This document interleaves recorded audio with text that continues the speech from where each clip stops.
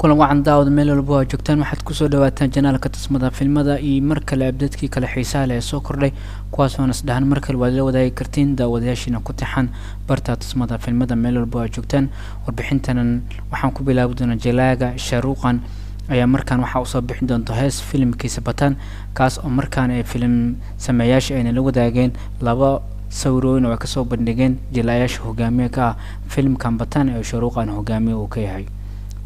filim sameeyaasha iyo sidoo kale directorka saddexdan ee filimka bataan ayaa dhawaan wuxuuna la wadaagay laba sawir oo shidan kuwaas oo hogaamiyaha tirishada ee Debika Badukun kaas oo sidoo kale ahayd mid lagu sugayo xiisaha heesta Beshram kaas oo soo bixi doonto 12ka bishan 12aad ee 2022 waxaana ahayd mid ay wadatay dhar dahaba dhar dabaasha iyo sidoo kale mid kale ay wadatay dhar jaala ah haatan shabakada Yashraj Films ayaa markaan waxay xiiso u qaaday heesta filimkaasi ka soo bixi doonto waxaana sidoo kale ay la wadaageen sawir kale oo sharuuqan kaas oo jilaagan uu yahay mid markaan timiisa u dheer yihiin sidoo kale oo doon ku sugan yahay asaguna xiran shaati cadaan ah sidoo kale guluusa u furan yihiin waxaana wataa ku yaal madow taas oo xiiso u yeeshay sida la sheegay heestan soo bixi doonto directorka filimkaasi waxa uu sheegay in sharuuqan uu yahay mid muddo dheer isku diyaarinayay sidoo uu soo bixi lahaa muuqaal shidan markan uu soo muuqanayo shaashada asagoo sidoo kale uu yahay markaan jirkiisa uu dhisay sidoo kale waqti dheer galiyay sidoo kaga soo muuqdo filimkaasi wuxuuna sheegay in heesiisa uu soo rasay Beshram Rang ee tahay mid uu sheegay mid muddo gudaheeda ku tagi doonto meelinaad sidoo sheegay waxaana lagu duubayo sheegay badda ku taala Spain wuxuuna sheegay in jilaagan uu yahay mid si ajiib ah kaga soo muuqda kaamirada waxyaabaha kale laga filan karo ayuu sii raacay directorka wuxuu sheegay in sharuuqan uu yahay mid markaan timtiisa u raaricin doono Debika Badukun marka laga soo tago sidoo kale wuxuu sheegay in sharuuqan markaan uu yahay jirkiisa mid si aad u dhisay asagoo la soo baxsado uu sheegay egg bags ama 8 bag taas oo heestaas uu yahay mid daawadayaasha ay ka heli doonaan asagoo sheegay filimkan waxay tahay mid xiiso lagu qaadayo ama heestan waxay tahay mid xiisaha filimkaasi lagu qaadayo bataan ay wuxuu yahay filimka afraad kaas ka wada shaqeyn Debika Badukun iyo sidoo kale SRK laga soo bilaabo Shanti Om Jana Express Happy New Year waxaana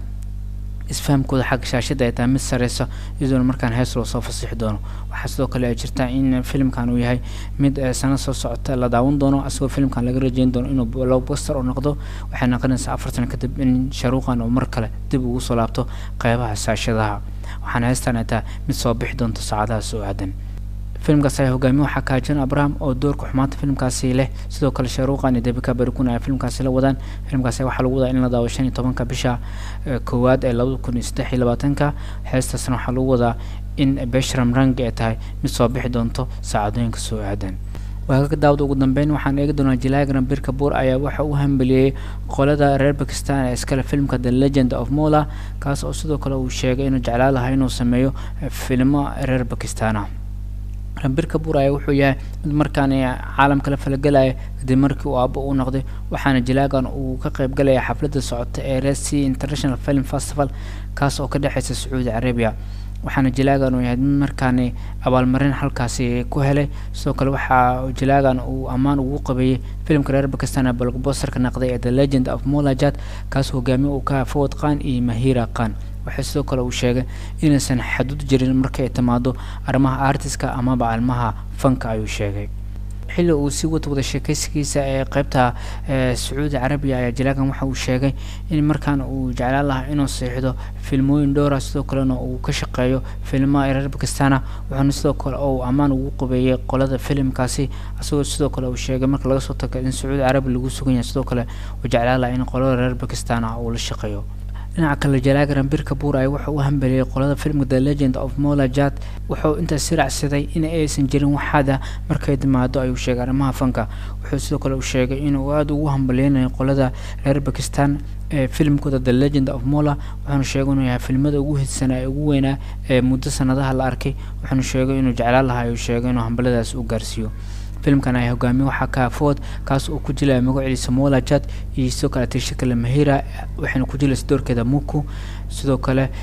filimkaasi ay wuxuu yahay film reer Punjab ah kaas oo kol hore la daawaday 1979 waxaana filimkaasi lagu magacaabay jiray Mola Jat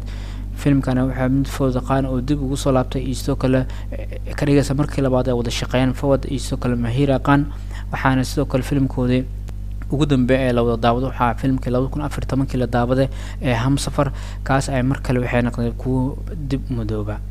halka shaqadiisa markaa fiiran Bir Kapoor waxaa lagu arki doonaa filimka La Franjan kaas oo weli magac rasmi ah loo bixin waxaana la wadaa Shraddha Kapoor waxaana filimkaas lagu wadaa in la daawado Holiga ee 2023 ee sanad soo socota waxaa sidoo kale u diyaarsan filim kale ee Sandeep Reddy ee filimka Animal kaas oo 2023 filimkaas sidoo kale daawan doona Bir Kapoor ayaa waxa uu sheegay in filim shactara iyo sidoo kale ku jira arrimaha jaceylka ugu dambeyn doona filimka La Franjan kaas oo kala soo muuqan doona Shraddha Kapoor waxaana uu xogsaday in jalaagan markaan uu sheegay inuu yahay